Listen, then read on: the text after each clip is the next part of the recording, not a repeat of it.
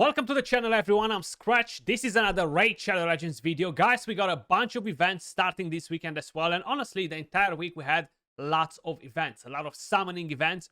Right now, we still have 17 hours left from the guaranteed event on Valkyrie. Of course, tomorrow is Friday, guys. So we're going to have a new summon rush starting, how you may notice right here, which will give you 150% more points for Ancient Shards. Keep in mind, when that happens in the game, guys, there is something following after. We might get 1+1 on Ancients next week, 2x Ancients next weekend, most probably. So make sure you are being aware of all this, okay? Don't jump on it just because you're getting extra points. You might want to hold on to those Ancients unless you really want to get one of these champions that are up for a grab. We're going to have a progressive event, guys, starting from 15x, going all the way up to 25x. Now, this is already better than the regular 10x, which honestly just sucks completely. Hopefully, they're gonna delete that event from the game. The chances to summon legendary champions are still staying the same at 0.5% from Ancients and Voids. And of course, Sacreds will still be at 6%, while the Primals will be at 1%. These events are particularly good because you can have a better chance to snipe that one specific champion. The reason why I'm saying one is because you will only have one slot for each one of them. So we're going to have a bunch of non-void legendaries, but you can select only one to be on the list, which will be a true 15, 20, 25x based on how many legendaries you're summoning before you are getting that one. So the event is much better than the first one, and it's just much better than the 10x all around. Starting with the very first few champions, guys, and of course, Friday, 1st of December, the event will be active for 72 hours, okay? The very first champion that we're going to have on the list is going to be no one else but Valkyrie. So, as a legendary, she's still very powerful. The best counter-attack champion in the game because of this massive shield, the passive that reduces the turn meter, the A1 that reduces the turn meter. So, all around, she's an amazing champion. Not so OP for Arena, but you can still use her, of course. Massive for clan boss if you need a regular clan boss team, you know, if you're not running an unkillable one. Massive for a lot of other content too. Very good for the Fire Knight as well, you know. So definitely a champion that is worth mentioning. The next one that we have on the list is no one else but everyone's favorite, the one and only, the Notorious Ultimate Death Knight. I would love a few more copies to empower mine, but of course I'm not gonna summon for him. I'm waiting for a Rotos or something a bit more juicy. Provoke on the A1, decrease attack, fear on legendaries with the A2, shield, continuous heal, the passives, guys, which make him take less damage basically because he's getting extra stats, has a chance to block the incoming hit if it's a single hit, and takes the debuffs and everything else from the enemy. Only a 50% chance on bosses for that to happen. Defense aura for all battles. He is the most OP free champion we've ever got in the game because he's still meta in Arena, guys. In high-end Arena, he is the GOAT, okay, together with the other champions, but he is empowering pretty much every single defense. An absolute beast of a champion. Then we're gonna have no one else but Archbishop Pintroy. Fairly decent champion, good as a block buff champion. I wouldn't replace my Ugo with him, to be honest. With A1, he has a chance to transfer debuffs from this champion to the target, also has a chance to steal a buff from the target. You have increased accuracy, heal reduction, and block buffs on the enemies. Then you have heals all allies, increased defense on all allies for 2 turns, and he puts a shield as well, but this is on a 4-turn cooldown. And removes all defense down and weaken from this champion at the start of each turn, you know? So all around, he's definitely not a bad champion, but he's not at the top of my list for anything. I have him. I never used him. And that's because I have Ugo as an example, which is an epic champion. I have Mighty Uko for block buffs. We have Son Wukong. So there are quite a few options out there right now. But at the same time, he can be pretty helpful when you're starting the game, you know. The next champion that we have on the list, guys, is going to be no one else but King Galcabar. So if we're going to head all the way down here, he's actually pretty interesting. A bit of a shield with a A1, then attacks all enemies, has a chance to remove all buffs, places poisons, and he puts block buffs on all enemies for 1 turn. If this would have been for 2 turns, it would have been much better, honestly. Then you have removes all debuffs, continuous heal on each ally, and places a shield. So the team I feel like he's definitely shields for this event. The passive, fairly interesting too. He's not the best from this faction, not the best champion all around, but again, he can do a pretty good job when you need some support from him, and he's a pretty good progression champion too. So honestly, it's not bad. I don't think I would personally summon on a 10x event for him or even for a Archbishop, you know, like I wouldn't summon on an event specifically just to get these champions. Then the next one that we have on the list, guys, is going to be no one else but Borar the Elder, and he is, if I'm not mistaken, from the dwarves. He does, I think he was the first champion that was putting increased resistance, if I'm not mistaken. So he has a chance to put increased defense on the ally with the lowest HP, then removes a random debuff from all allies, places a shield on them, and you have increased resistance and increased speed on all allies. Exactly. So he does increase resistance. The passive, allies receive 10% less damage from champions whose resistance is lower than or equal to theirs. Not gonna be the best thing for PvE, honestly. At least not against bosses and stuff, you know. But still a fairly interesting interesting passive, you know.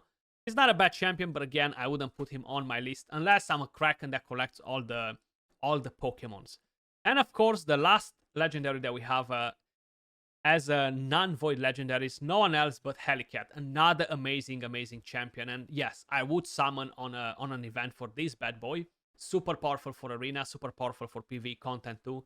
He has a chance to land the weaken, ignores shield and block damage. Then he puts a shield on all your team. The value is proportional to his defense.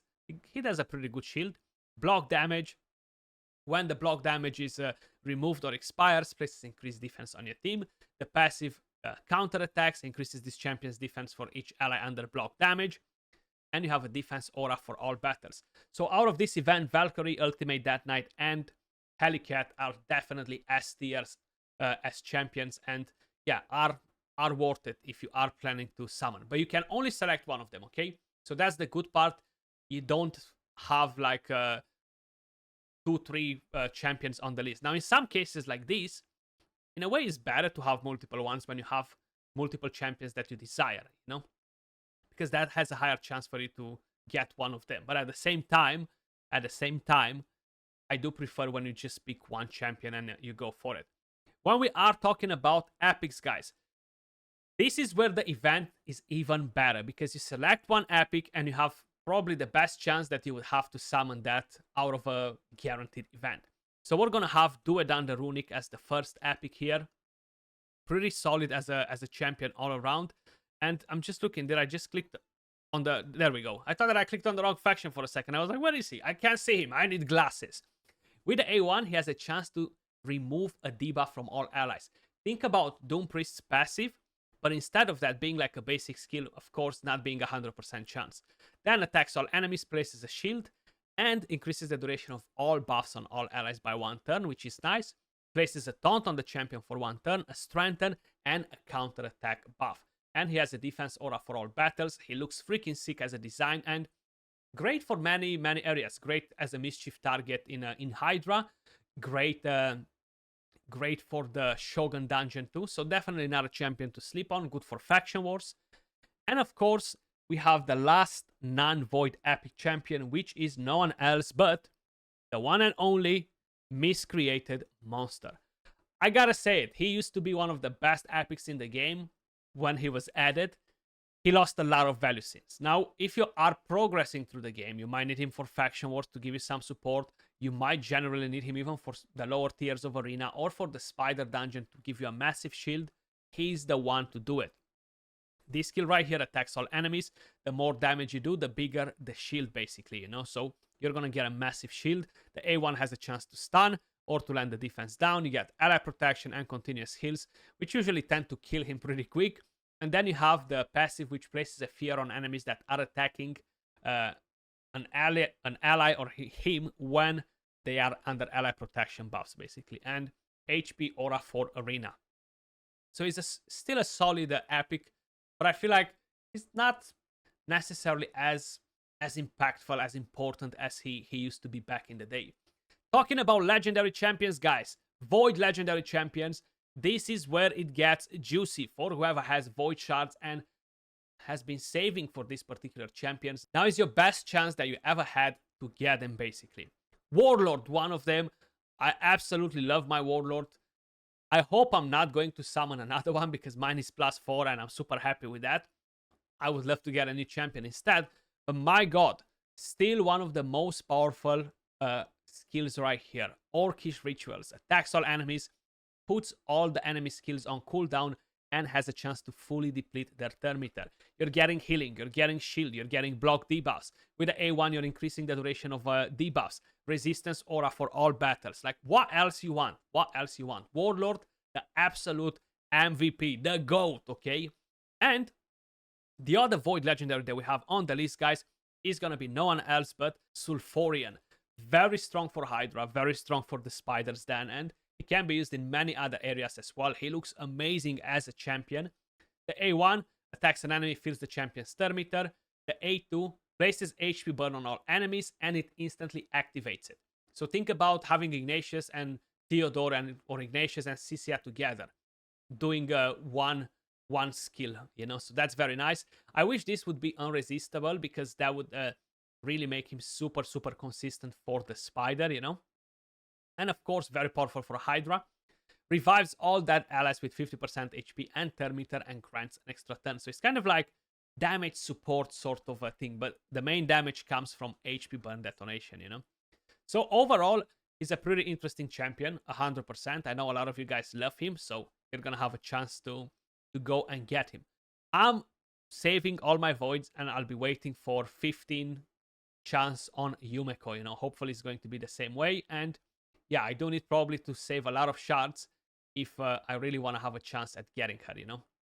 A 15x is already better than a 10x. Let me just be honest with you guys. And yeah, it might not be the best thing. It might not be perfect. It might not be what we want, but seems like we just don't get what we want in raid usually. So some improvements are more than welcome, basically. Then talking about the last two epics before I forget, these are Void epics. We're gonna have no one else but Scatix on the event, guys. He is a pretty good cleanser. Gives a bit of shield as well with these skills, shield and block debuffs and cleanse on a 4-turn cooldown, decrease speed with A1, and has a chance to steal a random buff from each enemy. The passive just doesn't work how I would like it to work, and I would like to see this passive work like Skullcrown or Notorious, and the block damage comes in play. If the hit is fatal, he's gonna die before this comes in play, okay? And I feel like there are other legendary champions that have something similar and it works differently for them. They don't die like he does. So it's something weird in the coding.